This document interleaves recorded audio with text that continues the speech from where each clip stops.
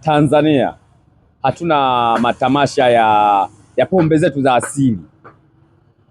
Watu nafikiri wadau utabidi waongeze ubunifu.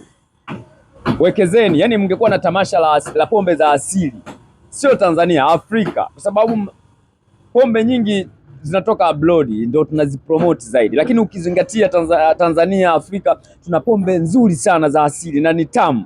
Ina maana tungekuwa tuna promote hii watu, tungepata wageni wangekuwa wanakunywa sana. Wadau wa media wenye pesa, wekezeni, angalieni hii fursa.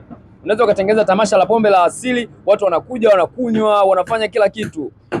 Kwa mfano tumesahau mpaka utamaduni wetu. Hata majina ya kiasili, niambie majina ambao watu waliokuwa wanayatumia siku hizi wameacha. Mimi naitwa Isaac Stamford.